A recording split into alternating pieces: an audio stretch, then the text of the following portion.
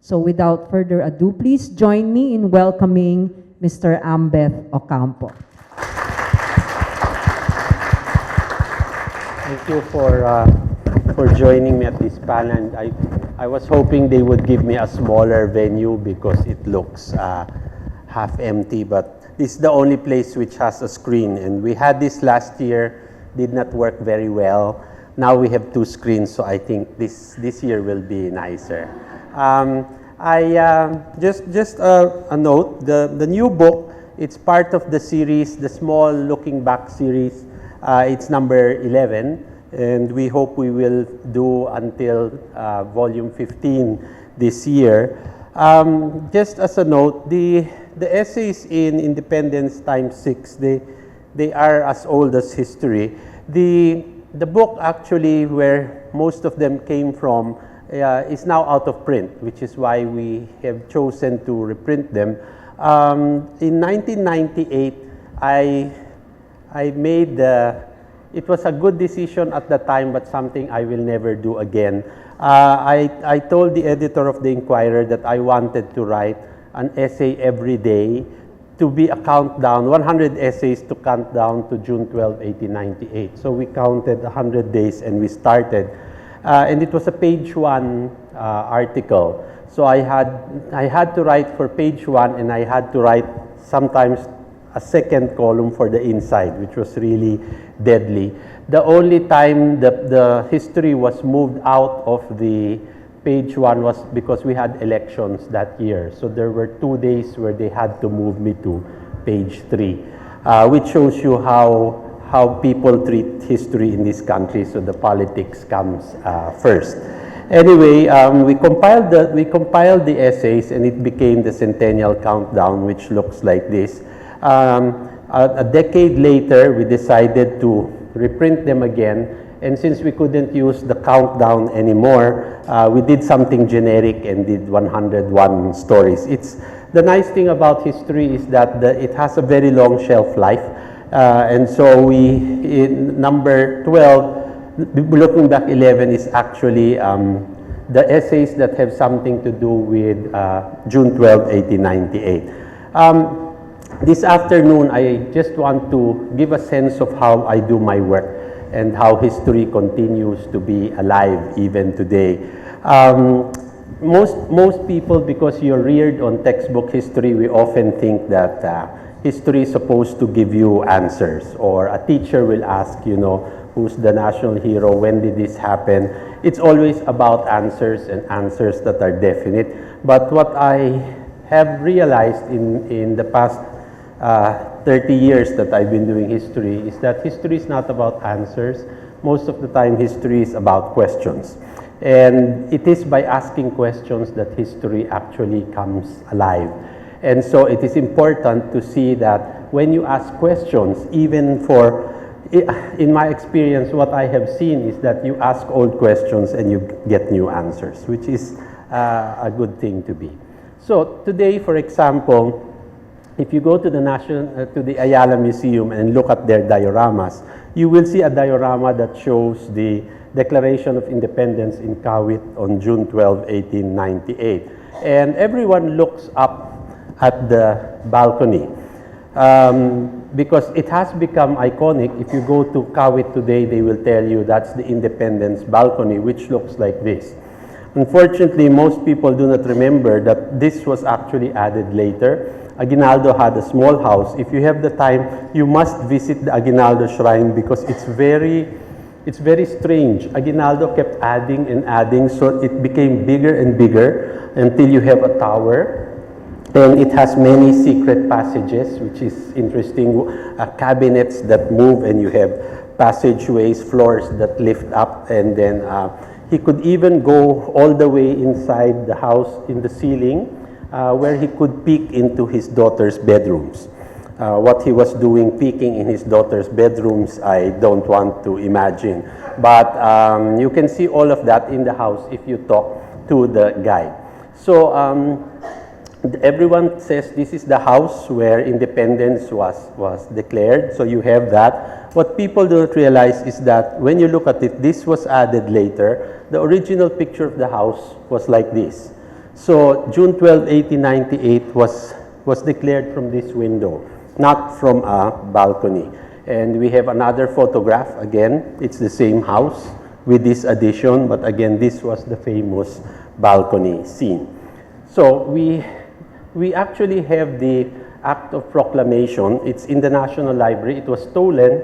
It was returned, which is why you have this, well, we had a rather odd National Library director who wanted to imprint her name into history.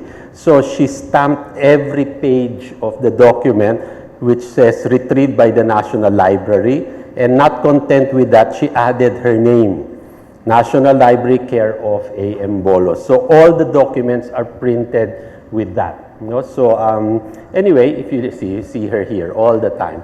Anyway, it says here in the town of Kawit on June 12, 1898, blah, blah, blah. It talks about the independence, but what's interesting is that nobody really reads it. And if you read it, you will find out that we actually declared independence under the protection of the powerful and humanitarian North American nation. So our independence was made with the help of the United States. It's historical, but it doesn't really make our independence very, very, doesn't make it ours. The flag is also described in the declaration. So it says 3 stars for Luzon, Mindanao, and Panay. They didn't call it Visayas yet. And then the sun is supposed to light the way to progress. What's interesting is that there are 8 rays of the sun, and most of the time people say these are the 8 provinces that first rose against Spanish rule, which is not really true because it actually was, they were the 8 provinces that were first placed under martial law during the start of the revolution. So again, what we are told in school and what we actually see in the document are 2 different things. The flag is also problematic because it says that the flag of the Philippines has red, white, and blue as a commemoration of the red, white, and blue of the United States of America. So even our flag has to accept that it is born of the revolution against Spain and with assistance from the United States. So what's interesting here is most people who look at the diorama in the Ayala Museum forget to look at this part. There's somebody in a stretcher that's actually Apolinario Mabini, who was carried in a hammock all the way from Laguna to Kawit to go to where Aguinaldo was. And if this thing is accurate, then this was the view that Mabini had. And if you actually read the documents, you will find out that Mabini did not like the Declaration of Independence. He found that it was premature. And there was a big problem when Aguinaldo told Mabini, you know, that Americans will help us gain independence. And Mabini just asked him, show me the document. And then he says, did you sign anything? And Aguinaldo says, no, we shook hands, that should be enough. And Mabini says, if you did not sign a document, that doesn't mean anything. So on the spot, the guy who wrote the Declaration of Independence, Ambrosio Rianzares Bautista, was fired on the spot. And what happened afterwards is that Mabini took over. You know? So you will see if you study Mabini later, this man will get even, but that's not our story for today. What I want to talk about is that June 12 gave us our flag and our anthem. Just a little aside, in an Ermita antique shop, I was going through some old papers and I found this. It was Julian Felipe's cedula. The price was 100 pesos, but I haggled down to 40. Of course, I got it paid and ran off before the person realized what he had done. And when I posted it on Facebook, it went viral and people were so upset, saying like, I sort of tricked the man into bring it down to 40 pesos. I said, you know, I brought it down. I should have paid down the 100 or I should have paid more, but it helps that you know things that other people do not know. Anyway, Julian Felipe is the man on the right. What is important is that our national anthem, we only remember Felipe, but we do not remember this rather dour-looking man on the left, who's Julio Nakpil. The anthem of Felipe, I found in the Newberry Library in Chicago. I think it's the oldest copy we have. It's a lithograph, and I asked a music teacher, my landlady when I was in Chicago, to play it, and it sounds different from what we know of today, because unfortunately most of the time the national anthem is played like a manamin, so they make it slow because being slow means it's dignified. But what actually you see here is that Julian Felipe actually gave a time. So if you put the metronome on, you will see that it is more sprightly and nicer, faster than we know it. And the reason for that is the reason why we cannot play it fast, because if you play it fast, we cannot sing it. And what people do not remember is that when the anthem was first written, there were no words. It was just music to play when Aguinaldo comes into the place. So I mean, even today, the President of the Philippines enters a hall, they play something. So it was incidental music.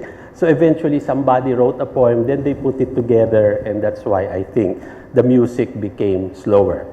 What is interesting is that there was an earlier anthem made in 1896 by Julio Nakpil. And unfortunately, Julio Nakpil was an Andres Bonifacio person. So when Bonifacio died, he married Bonifacio's widow. Well, the big question there is that if Bonifacio won the revolution, we would be singing a different tune today. So it's the whole thing about moving things, thinking of the ways in which we remember the past. It all happens because one event goes to another.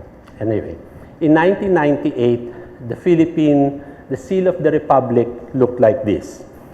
It looks like the flag, it's a shield, and then they put this rather corny thing called Makadiyos, Makatao, Makakalikasan, Makabansa. This was Fidel Ramos's design of the seal. But when I joined the Historical Institute in 2002, I said this was illegal, so I returned it to the old seal, which was this. And people got upset and called me colonial-minded because I put back the eagle, which was the American period, and the lion, which was the Spanish period. But I said, you know, you can remove it, we may not like it, but at least you have to remember that it's part of our history. And when people argued and said you cannot change that, I quoted the Constitution on them. The seal is described in the Constitution, and the flag is also described in the Constitution. What people do not know, because people do not read the Constitution, is that the Constitution is actually wrong. The description of the flag is the flag of the Philippines shall be red, white, and blue with the sun and 3 stars. They forgot to put the color of the stars and the sun. Of course, it should be yellow, but it can be pink or green. No? And so I said, because it is described in this way, we cannot change it. So in order to correct this, you will need a constitutional amendment. And when I proposed it, and it was seen to be a good idea, many people during that time said, you know, Ambeth Ocampo is Gloria Arroyo's secret weapon. He wants to amend the Constitution to correct this provision, and they will amend everything else.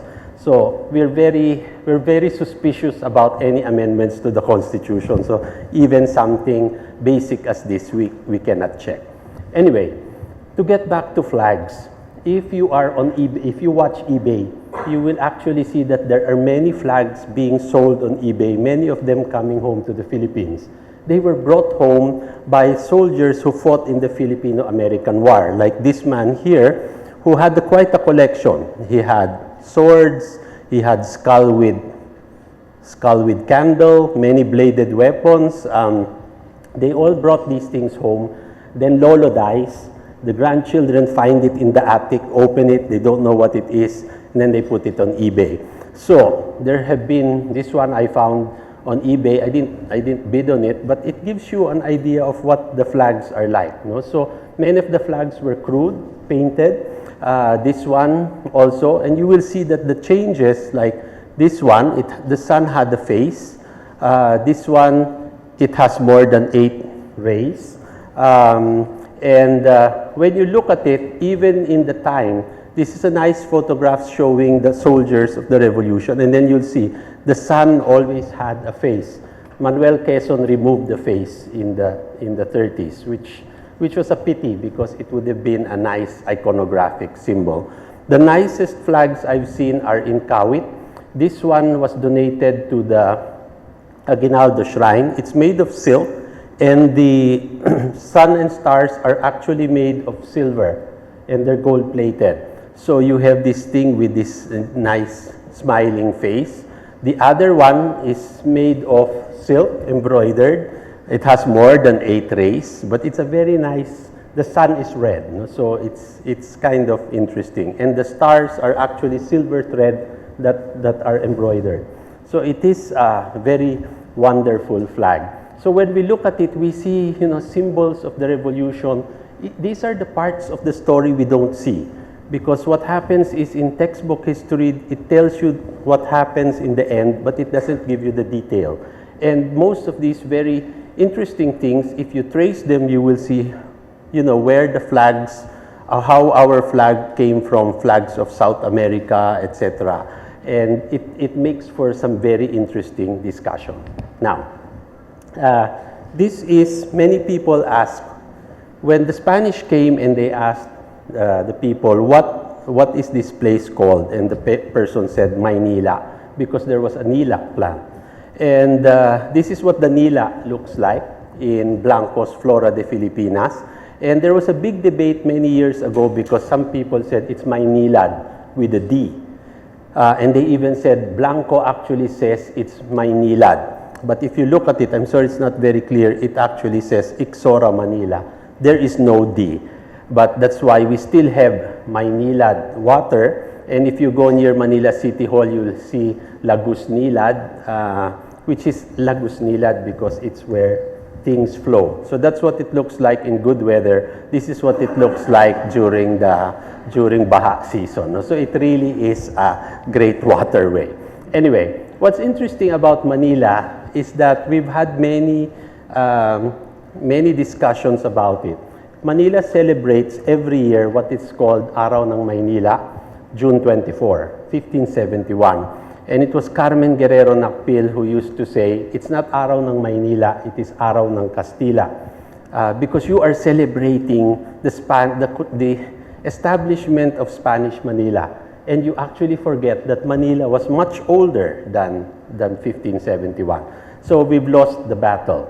The other battle Mrs. Nakpil and I lost is every year, February 1945, they call it the liberation of Manila. And for Mrs. Nakpil, who went through the war, her first husband died in that war, she says it wasn't liberation for some of us. You should call it the battle for Manila.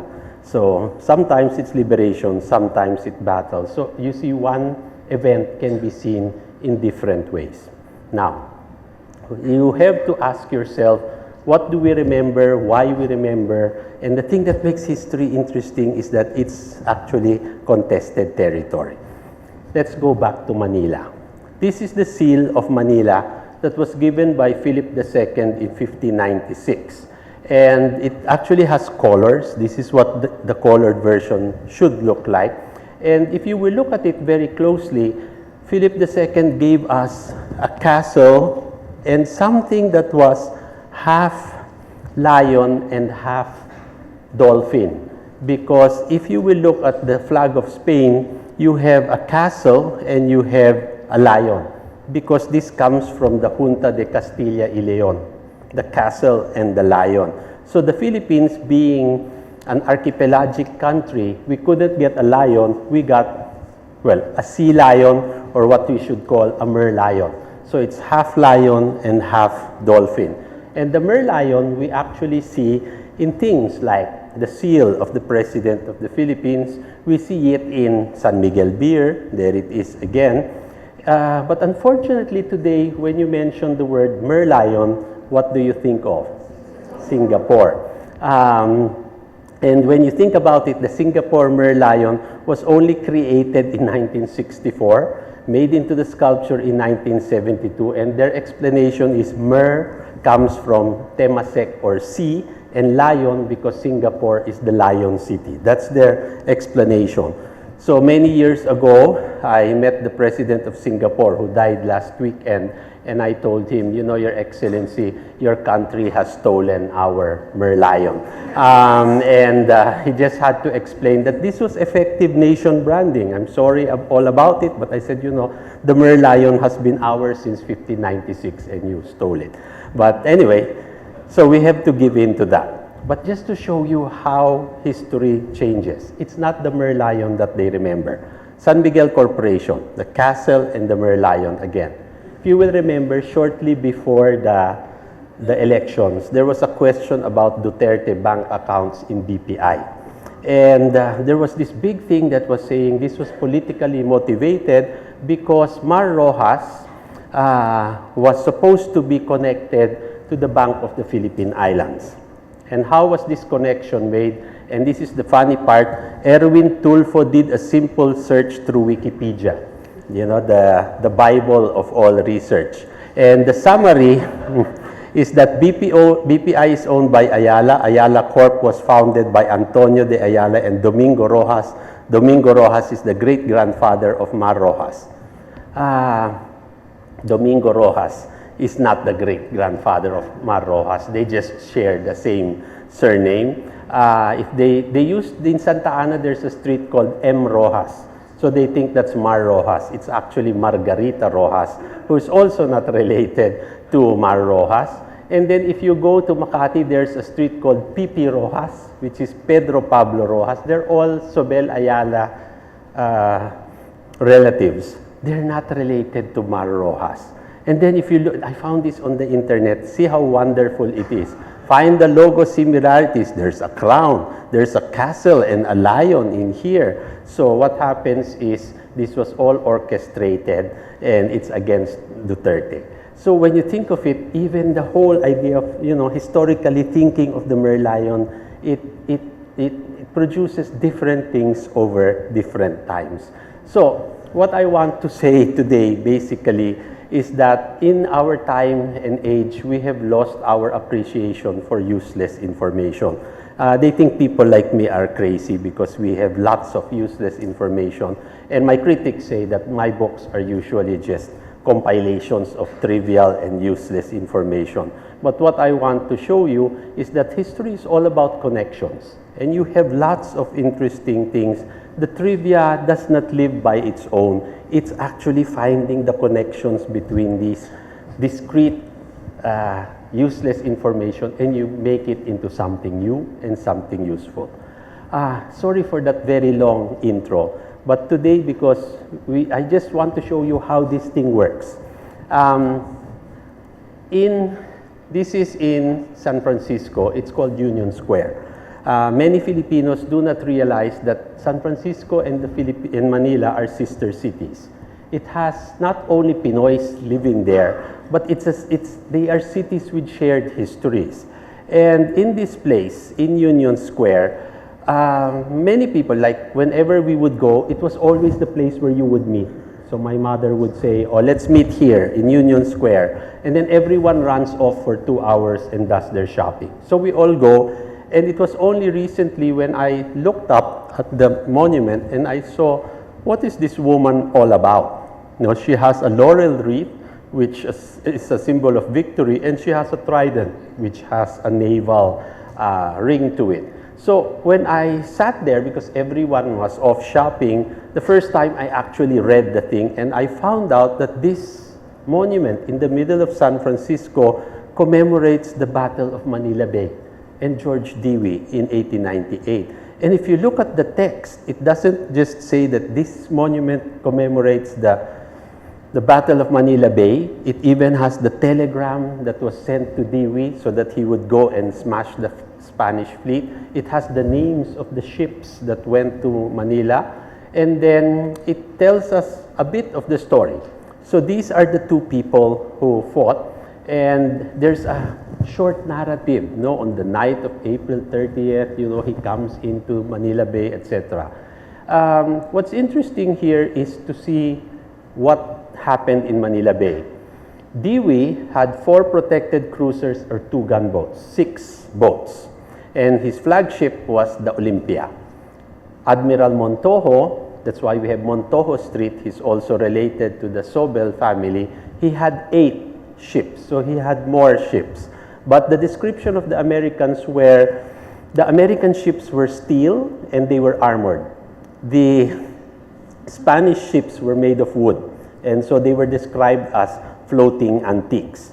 And so what happened, and this was the flagship, Reina Cristina, what happened was, this was Dewey's route, no? So Manila Bay was not really Manila Bay, it's Cavite.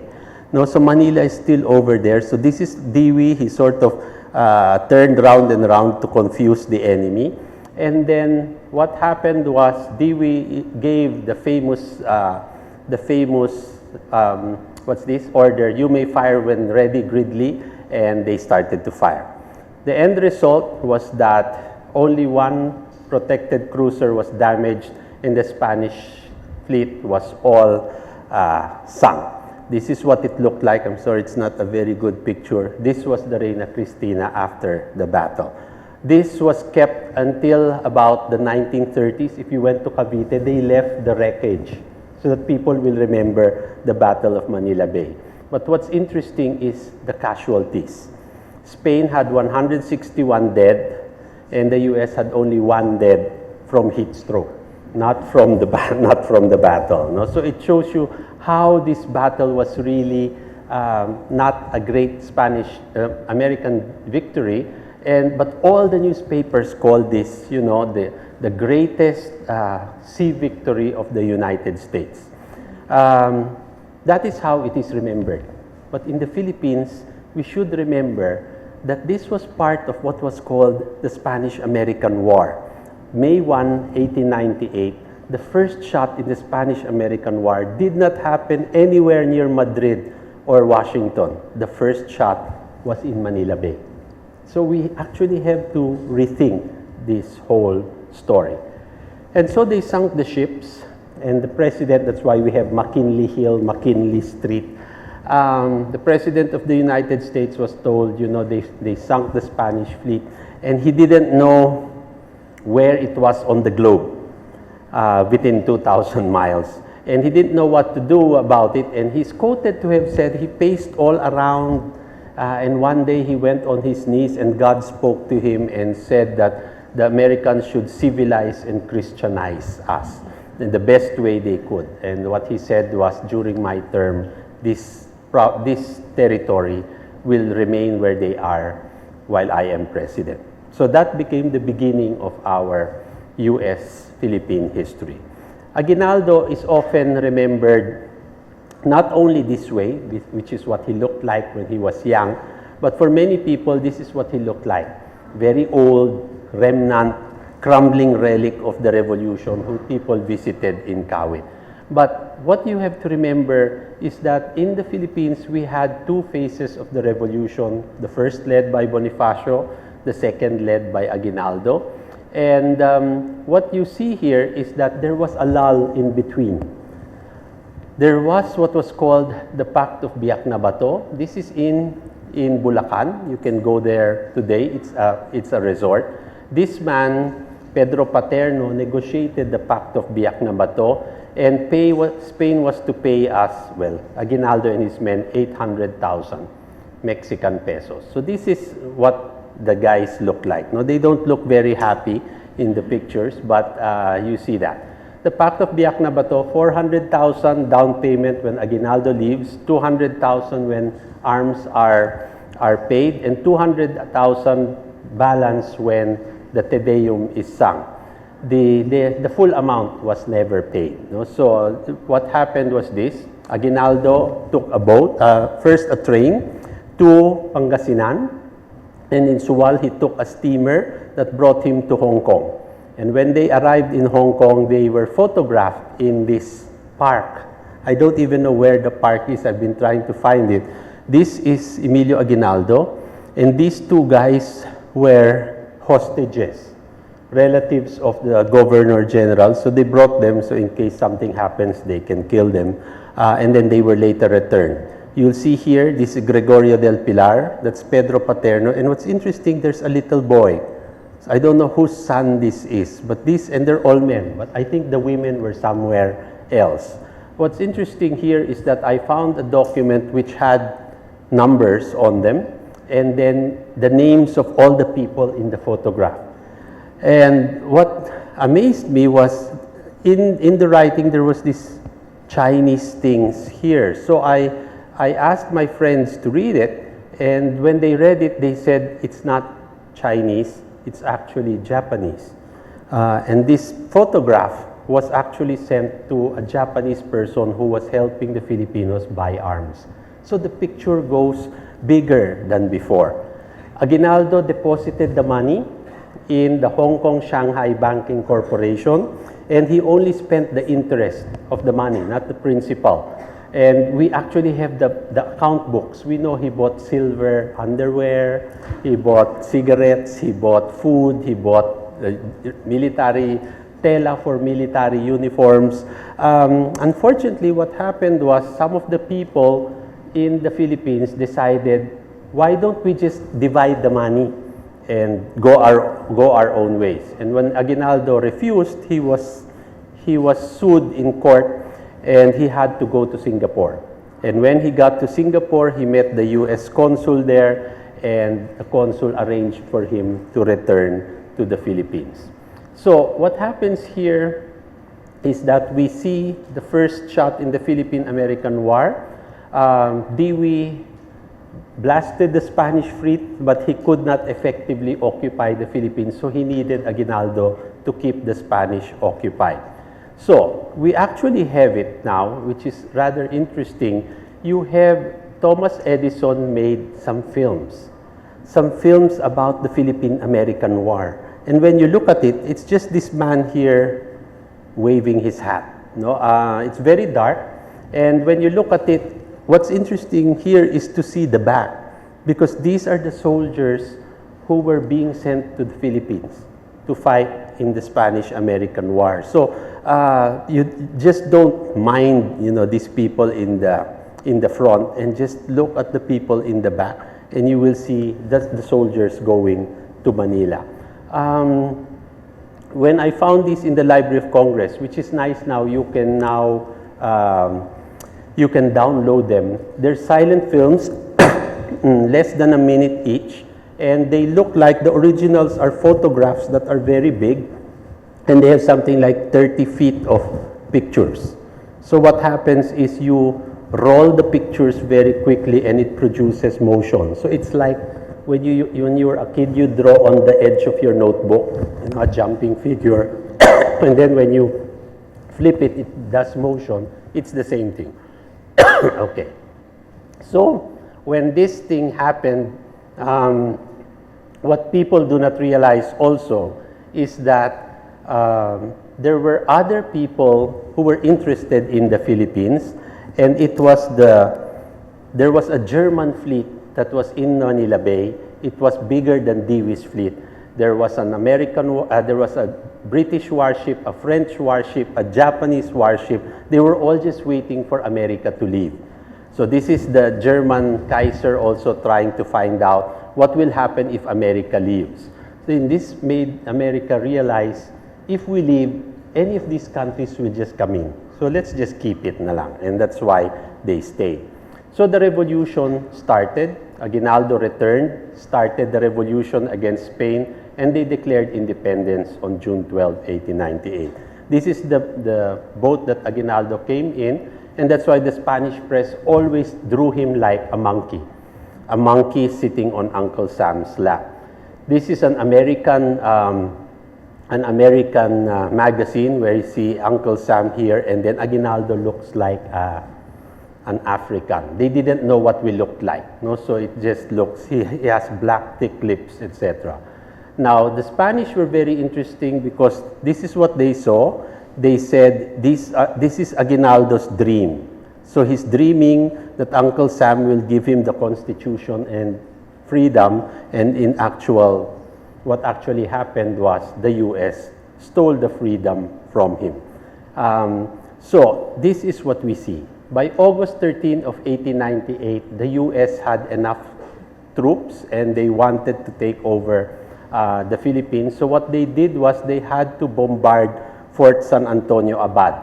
If you go to, this is Rojas Boulevard, the cultural center is somewhere here. It's reclaimed land. The Bangko Central Complex is here, and inside the Bangko Central Complex is this little fort called Fort San Antonio Abad. So what we did was they bombarded this thing, raised the flag, and Spanish surrendered to the Americans and not to Aguinaldo. And this became the beginning of the suspicions, and it led to the outbreak of the Filipino-American War. Anyway, December 1898, Treaty of Paris comes. They wanted to see if the U.S. would just go away, but they decided to buy the Philippines from Spain for the magnificent amount of $20 million. Very cheap, because it was like all the people were 50 cents each and you had the land free. No? So they got this. They also got Cuba, Puerto Rico, and they had their empire. Despite all this, Aguinaldo established a government in Malolos, and you will see here, this is Aguinaldo arriving in Malolos. There he is. And it's very wonderful. You'll see this man complete with wigs. And then it was pulled by 4 black horses, even white horses, with a man also here leading. And this beautiful, what they call the state carriage, was not really a state carriage. I found out in my research, this wonderful black carriage with 4 white horses was borrowed from the neighborhood funeral parlor. No? So it was big enough to hold a coffin. And this actually shows you the end of the revolution. No? So Aguinaldo went in to Barasuain. There he is, surrounded by the generals. And then all the delegates of the Malolos Congress wearing black suits. And I don't know what this is. There's a string. And then everyone outside is wearing barong. So probably the delegates were there. And if you see the eyewitness account, they were fanning themselves furiously because it was very hot inside. So that's what it looked like.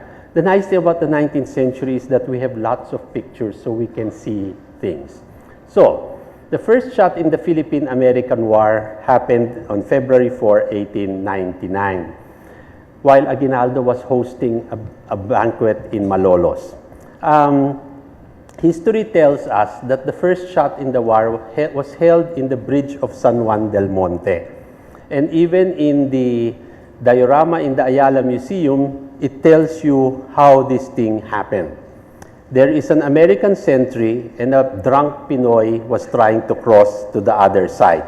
So when he approached the sentries shouted in English, "Halt!" And the Pinoy, who didn't know what it was, replied, "Halto! Halto!" and kept moving. So they shouted again, "Do not come closer or we will shoot." And they shouted again, "Halt!" And then they answered again, "Halto! Halto!" So they shot him, and then it started the first shot. The whole night they were shooting.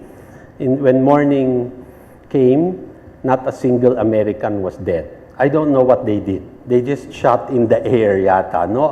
And I think we finished all our ammunition in that one night. The guy who shot him was a guy named Willie Grayson. We have his photograph. And it has become since very historical. Now, the reaction to that was Washington was debating the Treaty of Peace. And when they heard that there was a battle in Manila, they ratified the the Treaty of Paris. Now, this is pictures. What's interesting about this thing is that later research proves that the battle did not start on the bridge. It happened somewhere else in this place called Silencio Corner, Sosiego. So when I was chair of the Historical Commission, I said, let's just move the marker, di ba? We'll correct history. I did not realize, because I was politically naive, that San Juan pala was so happy about February 4 because it was a holiday in San Juan. They are also they become, what's that? It's their footnote to history. So they refused to have the marker removed. So what happened was they put police around the bridge. But knowing what it was like, so I told the staff, antayin natin, at midnight wala nang gwardya. So at 2 o'clock in the morning, we removed the marker and then we moved it to Santa Mesa. So when San Juan woke up, they were so upset, they said, you know, Ambeth Ocampo stole the marker, let's sue him for theft. So I received the news that they were going to sue me, so I told them, you cannot sue me because the marker is owned by the Historical Institute of which I am chair, therefore I cannot steal what is legally mine. So they said, but still you're changing this thing, so we will declare you persona non grata in the city of San Juan. And I said, I don't buy pearls from Green Hills, no? So I said, it's okay. But what happened later was that I realized that by changing the marker from the bridge and moving it to Santa Mesa, I was moving the marker from San Juan to Manila. I was moving a footnote in history from San Juan to Manila. And I only realized later, politically, it was bad, diba? So they would lose what they were proud of for so many years. So eventually, some years later, I decided, J.V. Ejercito was mayor, so I said, sige, I'll give you a new marker. So we had a new marker, we unveiled it, and I'll just show you what the river looks like, no? Very polluted. So when they read it, it just says, you know, there were many battles that happened around this bridge, but the first shot in the Phil-American War happened in Manila. So they're still not happy, but they're thinking one day someone else will revise history and we will change this. So the main thing here is we see many, many things and we see the way in which our past is changing.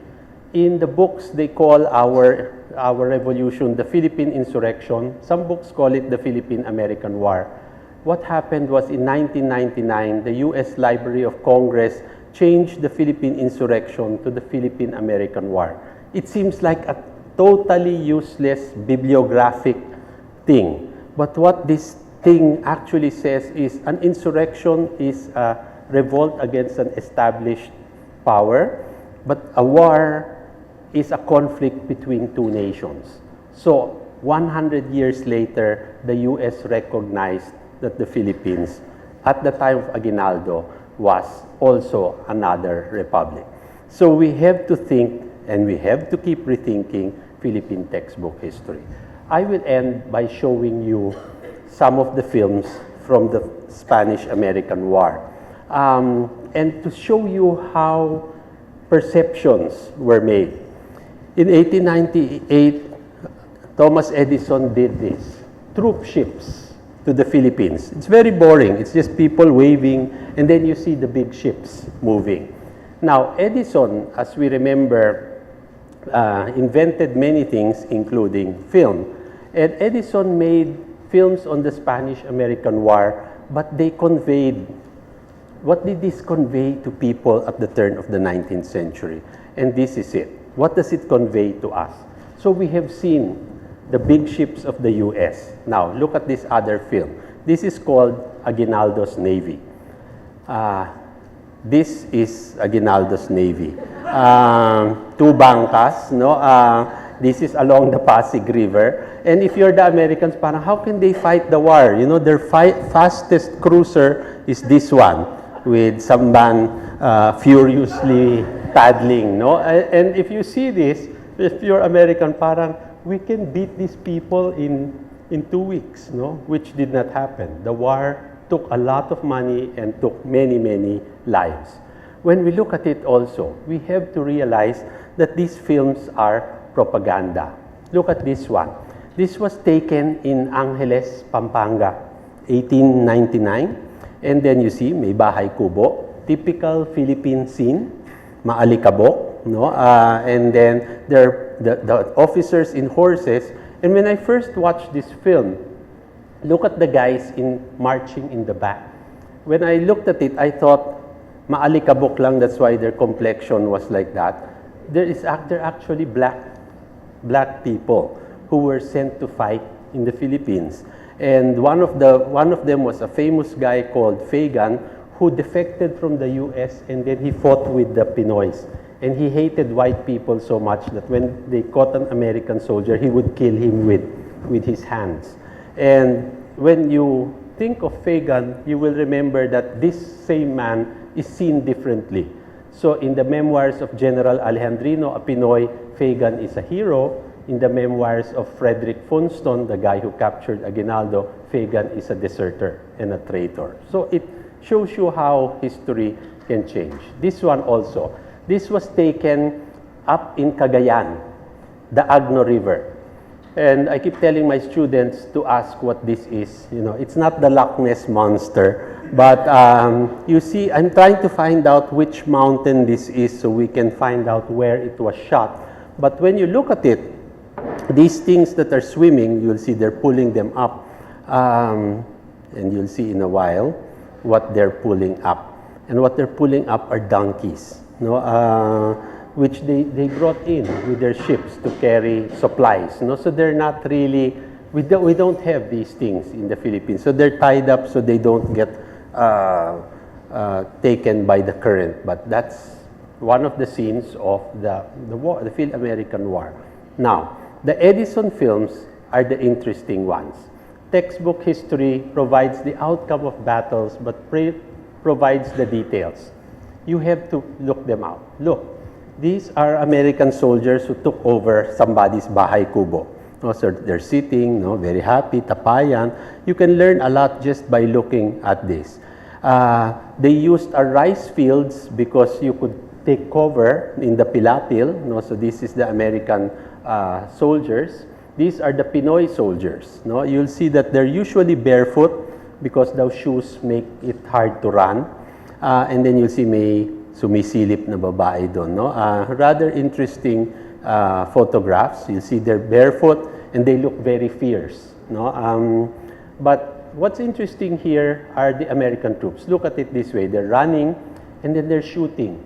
One of the technological advances was when they discovered smokeless powder. So imagine you're a soldier, you're surrounded, and you're shooting. When the smoke comes, they'll know where you are, so they can shoot you. So we see these things with smoke. But I'll show you a film. Thomas Edison, the battle in Caloocan. These are the Pinoys moving towards the camera. They shoot. Ayan, usok, di ba? Then they move, and then they reload, and then they're waving the flag. They shoot again, and they cannot see a thing. And so they move more forward, and then the stars and stripes come, di ba? And then they start shooting. The Americans go, then they're shooting back. Somebody gets hit, and then they'll throw the flag. The officer picks it up, waves, and then they run, and the Pinoys run away. So this is the film that shows you that the Americans were winning, and they're waving the stars and stripes in victory. What people do not remember, and I've seen this in Harper's History of the War, when the Americans passed through rice fields pursuing Pinoys, according to them, the Carabaos went wild and attacked the Americans. So they didn't know what this meant. The Americans thought Carabaos didn't like the blue uniform. The Pinoy said the Carabaos knew the smell of a Pinoy, so they could smell the enemy. And the enemy smelled bad because A, they were white, and second, many of the American soldiers now were uncircumcised. And the Carabaos now didn't like the smell of uncircumcised foreigners. So that's what happened there. But the Carabaos were such a help that Aguinaldo declared it like the national animal. This is Aguinaldo's desk with a Carabao head. And then there's Carabaos everywhere. Even in the Independence balcony, as you will see here, it is carried by a Carabao. And this is my favorite Carabao because you look at its facial expression, di ba? Nakadila. Anyway, what's interesting is also this. This is Thomas Edison again, the battle in Candaba. Okay, the Pinoys are shooting. Diba? Look, ayan, barrel. And then the wind goes against them, so they get blinded. But you see, very mechanical. They load their guns, and then they shoot. Diba? They don't even duck. Oh, ito medyo nagaano, and then the smoke comes. So this goes on for a while. And if you look very closely, I'm sorry it's not as clear here, but it's clearer there. Look at this guy. Look what the Pinoys look like. And then may namatay, and then people run. So the stars and stripes again. Then they're shooting, then they pursue, and the Pinoys disappear into nothing. But look at this man here. We didn't wear uniforms in white. It's not common sense to fight with a white uniform, no, and a red thing. And then look, malaki yung puwet, and his hair is curly. I found out later that this was not shot in Candaba or Caloocan. Thomas Edison shot these films in New Jersey. And he didn't have Pinoys. He used black people to impersonate Pinoys.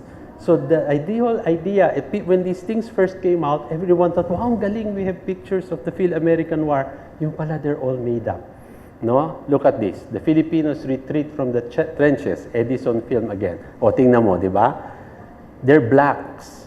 Oh, they're not Pinoy. But look at them, they're shooting. This is such a wonderful film. When you look, they're shooting, and then you'll see, when they start to run away, may mga namatay, kasi dumating na ang stars and stripes, di ba? And then you look closely, so they run after the ano. Then there are dead people here. There's a guy with a horse. When he comes down, tingnan mo dito, it's not very clear, but they're dead people who come back to life. No? So when the horse comes, so like this guy, oh, he'll jump there, patay na siya. Ito rin, mga patay. Pero pag dumating yung kabayo, nabubuhay sila. No? So they're getting out of the way. So when you look at it, the film is really funny, and we have pictures of the dead in the trenches. And these things, this is true. This is the Philippines after a battle. No? This is the people, and then they would just bury them. Many years ago, I was called to a Senate investigation.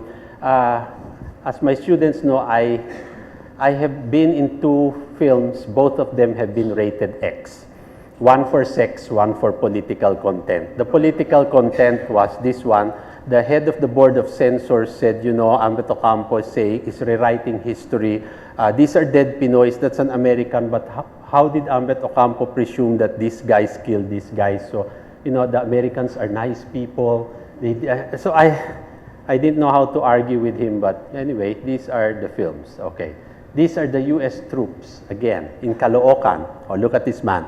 Goes backward, the officer, then he'll go forward. Then he'll go backward, then he'll go forward. And he just does this all the time, and then he waves his sword while his men are shooting, presumably at the enemy. And then there's the flag there. O, ayan na, di ba? He's very happy, just waving. O, ayan, panalo na sila. And then some people die, of course. Somebody will pick up the flag and run.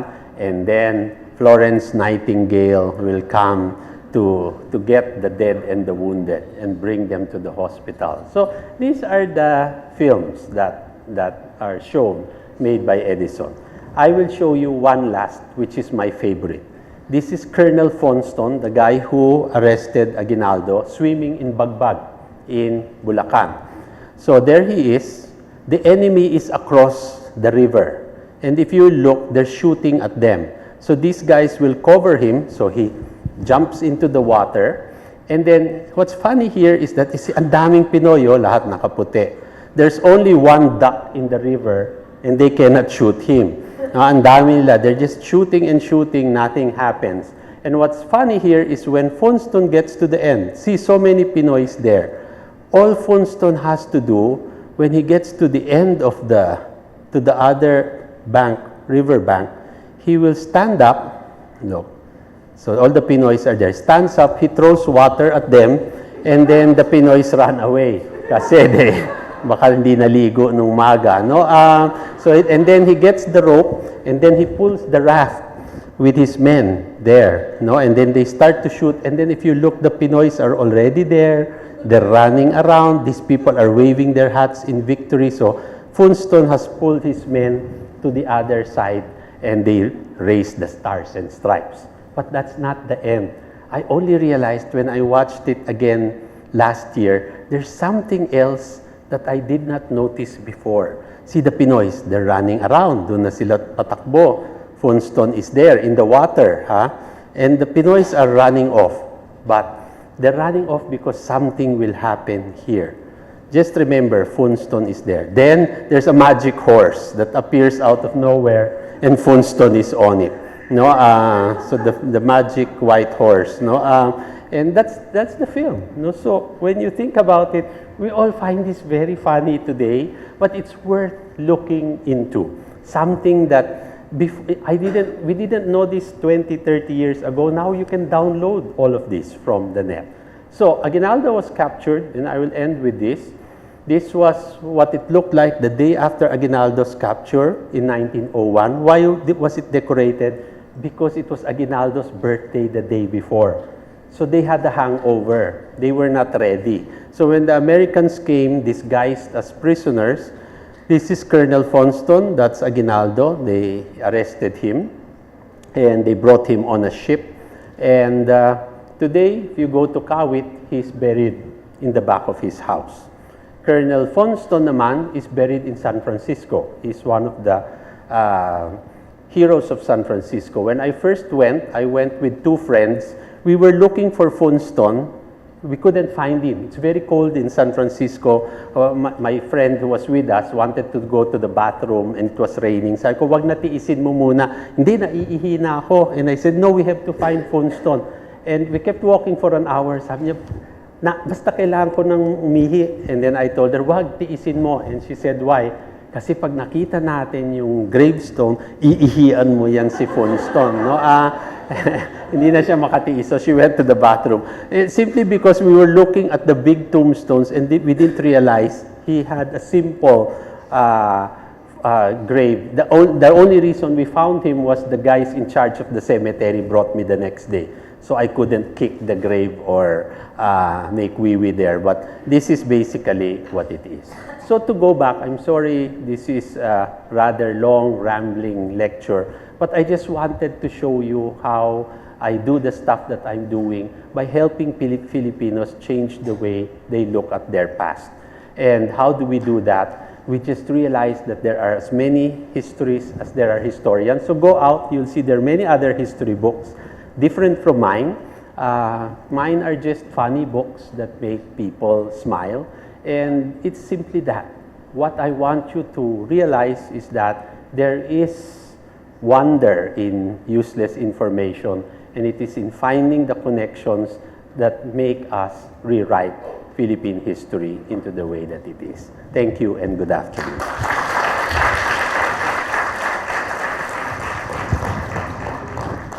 Thank you very much, Professor Ocampo. Now we have time for questions. I'm sure all of you are raring to ask your questions. Okay, we'll begin here. Please state your name before you give out your question. Hi, good afternoon. My name is Gidget Jimenez. And I wanted to ask, you wrote an article way back in 2009. I think it was titled, Thank You, America. It was about the reason why the Americans granted the Philippines their independence. I was wondering if you had incorporated that into any of your books, because I can't find it online. It's very difficult. Did I write that? No, if it was written in 98, it was included in the book. If it 2009. 2009, probably not. Not Most people think that I put in all the Inquirer articles. Actually, we choose them. So maybe it's not there, but I'll try to find it. Would you know,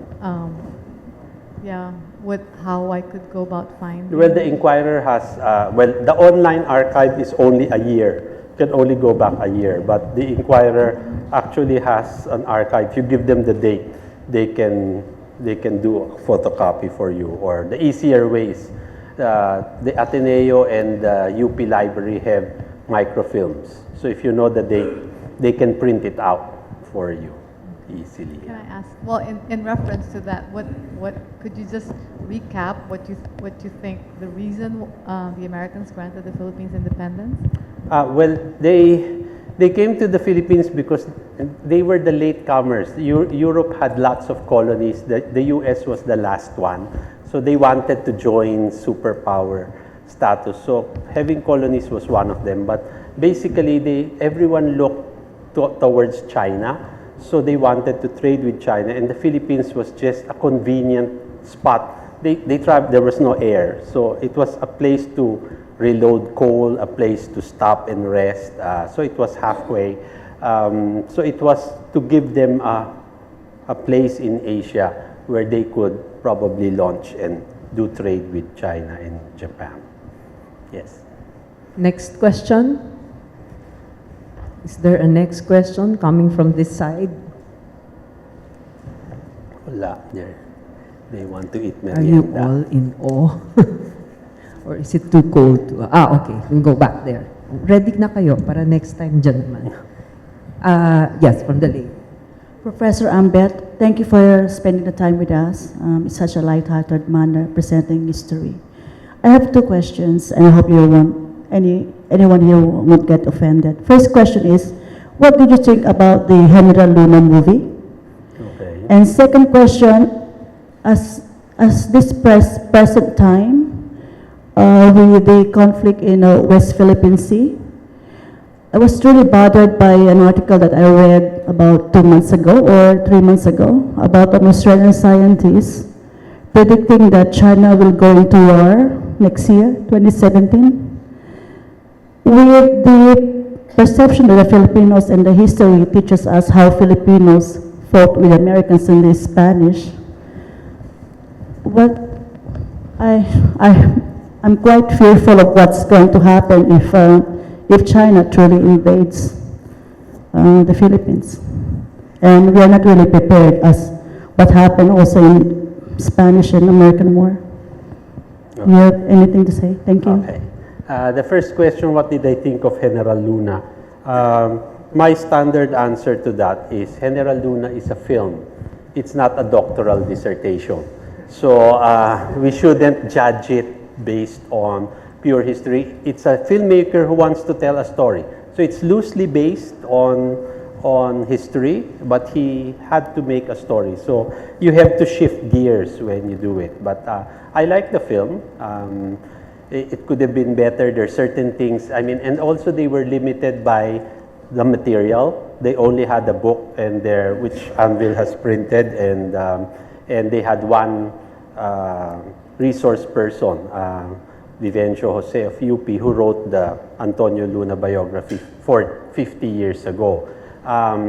It's also my fault because I haven't written it. I have the Antonio Luna material, copies of diaries, notebooks, etc. It's been in my files for the longest time, but I haven't really written it up. So as far as I'm concerned, that part, the film is very, very, it got people interested in history, which is important.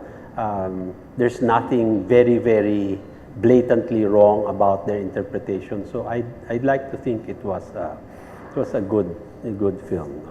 So that's one. Number two, the thing about the West Philippine Sea, historians deal with the past, we don't deal with the future. You have to talk to Madame Auring for an answer to that. But basically, I don't think, well, we don't really know how China will do it, but if they really wanted to, we're really not prepared. So we hope for the best, and that's why we're trying to court international opinion because we cannot fight them militarily. But what I'd like to think of, if you go history-wise, the Philippines' best friend is not America. The oldest friend of the Philippines is China. They've been trading with us since the 9th century. It's a long period. That's 1,000 years, and we've imbibed a lot of Chinese influences. Many of us have Chinese blood, including me. So I'd like to think that amounts to something. So whether China will go to war over these little islands, we still have to see. But I think in this day and age, it's harder to really wage war. So and China's appearing like a bully. So we will see how things go. The other problem is the Philippines always thinks America will come and help us. That's what happened in World War II. And people actually forget that the thing about the U.S.-Philippines Treaty, if you read it closely, it says the US will only help if a metropolitan center is attacked. And the disputed islands are not metropolitan centers. No? So people are not reading the text. So again, I'm hoping for a good solution, a non-military solution to it. Okay, as I promised, I will go here. I will move over here, there. Please state your name before you give your question. And then we'll come back here. Good afternoon, sir. My name is Elijah Chan. I'm a student from Perpetual Help System.app. Sir, I'd just like to ask, do you think that the Filipinos have been fair with Aguinaldo? Okay. Aguinaldo's had a bad press for the longest time. And if you read the Centennial Countdown or some of the essays here, I'm trying to dig it up because now that it's been a long time since they were first published, what people forget was when the 100 essays came out in the Inquirer, there were many letters to the editor and even comments from fellow Inquirer columnists. And, you know, the people of Cavite blasted me for being pro-Bonifacio. And the Bonifacio people said I was too pro-Aguinaldo. And that's simply because I tried to be fair.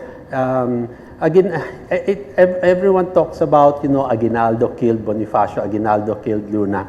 I'd like to think that he made a decision based on what he knew on the ground. It's easy for us in 2016 to say Aguinaldo should have done this, Aguinaldo should have done that. But that's us looking back at the past. That's one. Second is that you also have to put Aguinaldo in context. He became president of the Philippines at 29. College dropout, the farthest he's gone is Hong Kong. He's not like the Ilustrados who studied abroad.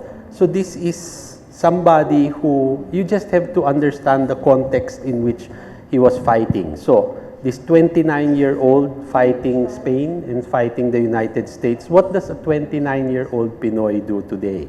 Diba?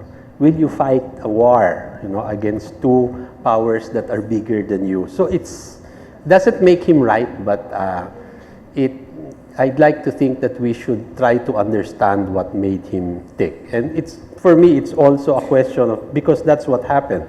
But if Bonifacio had the upper hand, Aguinaldo would probably be dead, and we would blame him the other way. So again, it's just to understand what that is. I think the Aguinaldo Bonifacio Luna thing only comes out in the 1930s towards the Commonwealth elections, because Manuel Quezon used this as a campaign issue against Aguinaldo. So if Aguinaldo did not enter politics, probably we would not see that as strong as we do today. So it shows you how politics actually invades even the interpretations of our history. So again, but that's just me talking. Thank you very much. Yes, thank you.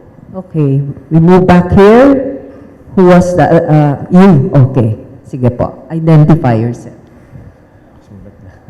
Good afternoon, sir. Julio Magal po from San Joaquin, Calauan High School. Teacher po ako. Isa ano po yung unang tanong ko po. Ano po ginagawa ni Ambeth Ocampo to correct those error in history na nasusulat na dun sa mga books na ginagamit sa mga textbook? Saka pangalawang tanong ko lang po dun sa libro niyo po. Yung ano po, yung available pa rin ho ba yung ano, yung Rizaliana in the Vault of Philippine History? Kasi halos lahat po ng libro niyo, sir, na-collect ko na ho. Kaya yung isa lang hinahanap ko lang po. It's not an Anvil book, yung calendar. It's published by UST Press, and it's out of print. So I just saw the director of the UST Press, so they told me they're going to reprint it again because people are asking, pero ayusin ko pa yun. Number two, yung question of what Ambeth Ocampo's doing to correct things. Alam niyo po, nung naging chairman ako ng Historical Commission, I thought I could change the world and correct everything until I realized that it's not as easy as I thought. I've known many education secretaries since Andrew Gonzales, and until now, the books are not officially recognized, not even as supplementary material. No? And long time ago, I proposed to DepEd that I would do, because they wanted me to write a new textbook. And I told them, if I will write a textbook, it will only be mine. I don't want anyone else, because if you get two historians together, it's a recipe for disaster. Nothing will happen. So sabi ko, you just have to trust me na it's just me.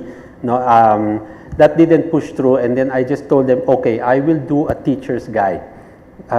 What DepEd did was they opened the textbooks to everyone, so that everyone will be happy.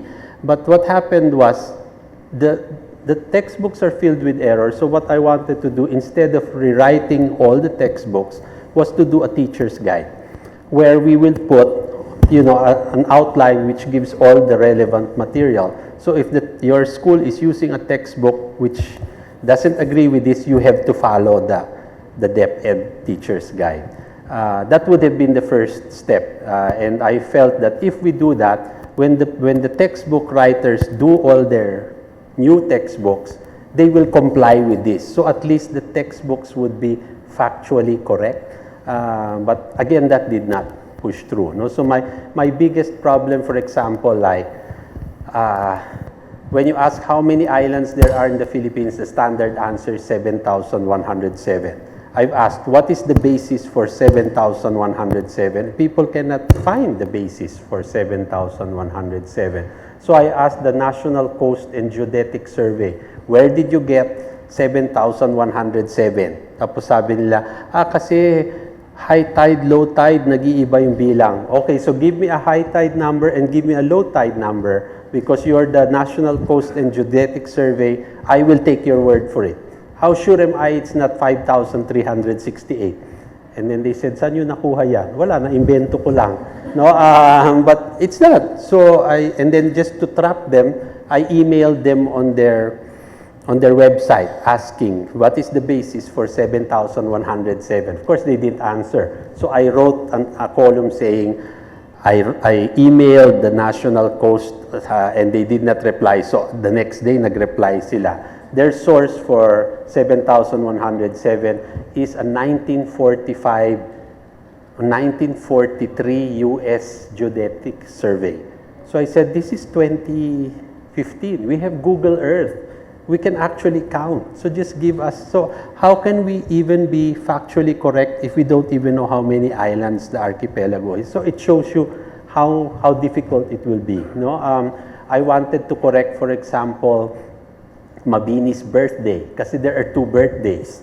One birthday celebrated in Manila, one birthday celebrated in Batangas, one day apart. And when I pushed that, I found out we don't know when their birthdays are. Even Rizal Palau, if you open the can of worms, everything will be in question. So again, it's a lot of work, but I'd like to think that there must be a way to at least address the factual. We're not even talking interpretation. We're just talking basic facts, no? And it's not yet there. So I wasn't able to do it when I was with the Historical Commission. Maybe I can do it when I'm private. Yes, please.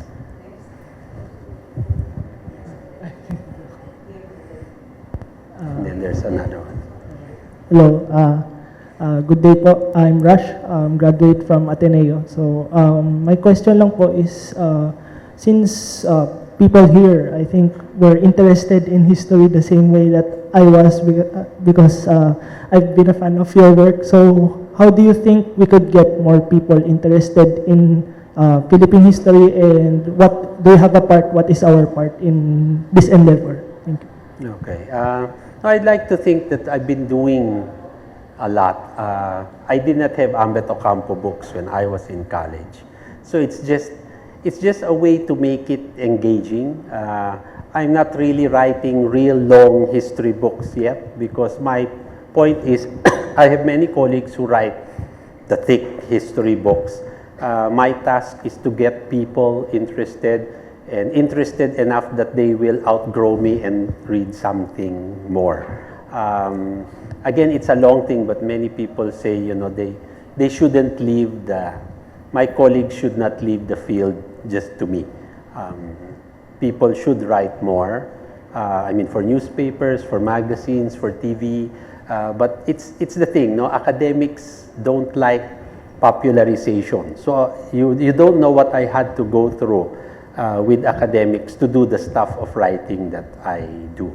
But the dinosaurs have been mercifully extinct. But what the problem is, they have spawned a new generation, which is more difficult to deal with than the oldies. No? But I'd like to think that when people criticize the work, I just say, magaling ka pala eh, di write your own book, diba? I mean, there's a wide field, and the more historians we have writing, the better. You know? But and if they spend half their time writing their own book than nitpicking, then maybe things would be different. But I'd like to think that it's changing a great deal. Yes. Okay, so There's one from the lady and the gentleman. So we'll start with the lady and then the gentleman. Hello po, good afternoon. Good afternoon. First off, sir, I'm not a history major. Monica po. I'm not a history major, but I'm very much interested in history, especially if it's written in books, because I only get to know history when I read. I don't search on internet. Okay. So, my first question would be, how early is history? How would you consider an event a history? Let's say, is it as early as yesterday or not? And I will not relate it to myself, but do you agree that Marcos will be buried in there? Because you're there. I mean, you have the opportunity to at least have a glimpse of what really happened there. And given the fact that you are a historian, and if people would read about your works and you are confident that what you're writing is actually factual, if in this, let's say like what I said earlier, I'm not a history major, but this is the first time I get to attend an history event, and the only person that I will look up to is your words, you as a person. And do you agree? Sige. And why? Okay. Not political, sir, ma'am. It's more of a history and something very important to me. Okay. Thank you, sir. Thank you, ma'am. The first question is, ano nga ba yun? Okay, how early is the earliest? Okay, history is actually based on written record. That's why when you say prehistoric, while we think of dinosaurs and cavemen, prehistoric actually means the period before written record. And as far as we're concerned, our first written record is 9th century, the Laguna copper plate. So anything before that is prehistoric. So if you want to say what is the oldest, you can only go back to 982 AD. Okay, that's the first question. Second question, whether the problem with the Marcos burial is that we're mixing many different things together. If you just look at it in terms of regulation, the President of the Philippines should not even, why do we bother the President of the Philippines over a burial when there's some clerk down there in the cemetery who just has to open the rules and look at the rules? And I mean, that's the simplest way to look at it. The rules state that as a former president, it's an entitlement. So the National Historical Commission has come out with a nice monologue, you can get it online, that explains why Marcos shouldn't be buried because his war record is, so we remove the war record, the veteran, but the entitlement is still President of the Philippines. And for the soldiers, it says, if you're dishonorably discharged, you cannot be buried there. But for the president, there's none. So it doesn't distinguish whether you are ugly or beautiful, corrupt or honest. As long as you're President of the Philippines, you can be buried there. So that's it. But again, what is interesting, we'll just have to wait for the Supreme Court because they found the Republic Act that talks about how this cemetery was created. And one of its definitions is you will bury people there who are people we will emulate, people we will look up to. So if you bring up the Marcos political record, then that changes the whole equation. But again, even throwing it to the Supreme Court does not decide on matters of history, or they'll decide on legal things. But we're asking them to make a statement on heroism or how we will do heroes. But again, since there's no other institution we can look up to give us an answer. And we will never be happy with whatever answer comes out because we have our own personal thing. So we will just have to wait for that. Yes, please. Yes. Good afternoon. I found your presentation very interesting. It's the first time I saw so many old pictures in one sitting. My question is, how should we view our current events, the things that are happening in our country now, so that the historians of the future will look at us favorably? Well, that's actually creating something for them. Just recently, one of the exercises I let my students do in the Ateneo is their second essay.